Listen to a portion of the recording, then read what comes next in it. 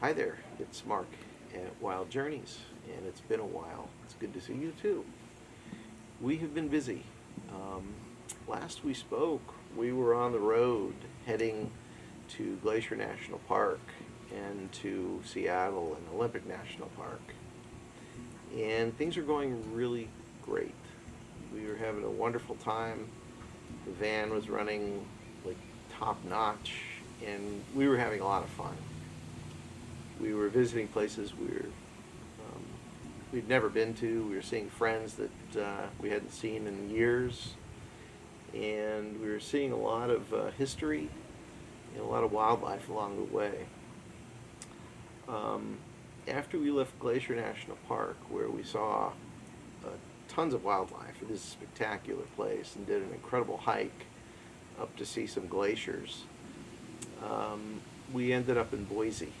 And in Boise, Karen got some news that someone was very ill in her family, and she needed to return home and help her family, support her family with what was going on.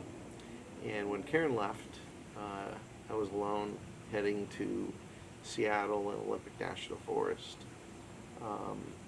That was rough because it's clearly more difficult to navigate and do everything when you're on your own. But I did well. Had a great time in Seattle. Went to the Seattle Underground. It's a tour of the old city underneath the new city. Did Olympic National Park.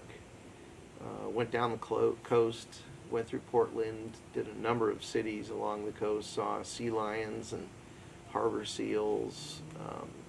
Even saw sea otters, which was really cool. And again, I've got all this footage, but you haven't seen it, right? There's a reason. So this is about 3 weeks in, and I am in Big Sur, and I've been watching a storm that's developing that turns out to be a very, very strong storm, Hurricane Ian. And from Big Sur one night, I spoke to my mom and dad, who live on the west coast of Florida. They seemed to be ready for the storm and what it was going to bring. What no one could imagine was the tidal surge 26 miles inland from the coast. The next day, I learned that my mom and dad had to canoe out of their home, that the water had gone from the historic 19-foot mark. That was the high on recorded documents. It went almost to 24 feet, and in doing so, they lost everything they had, their home, their car, all their property. And so I decided I needed to cut the trip short and left Big Sur and made it back to Port Charlotte, Florida, 4 days later to lend a hand. That said, 3.5 months later, things are just kind of settling, and I'm finding myself in the position of actually making some new video and getting ready to begin editing the portion of our trip that I really haven't seen in a few months, so I can bring it to you. I have some new camera equipment, I have some new editing software and editing hardware, and I'm pretty excited about using that stuff. And that should be published fairly soon.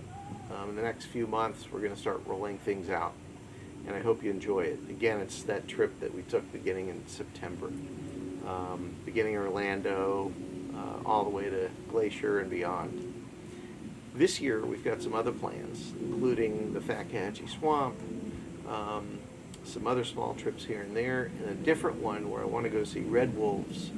And red wolves are the only wolf that was in the southeast part of North America. They were native wolf, and there's only one small pack remaining in the wild, and that's in a place called Alligator River National Wildlife Reserve. And so I'll be going there. I'm hoping it's in North Carolina in the next 3 months. So anyway, it's Christmas. It's frigid here in Florida. When I woke up, there was ice everywhere. It just seemed like a pretty neat morning to film a reintroduction and update on Wild Journeys, what's gone on, giving you some ideas to why we haven't been on the channel in a while, but also letting you know that we're planning a really, really big 2023 starting very soon. So Merry Christmas, Happy Hanukkah, and Happy New Year, and we will be seeing you soon. Thanks for watching.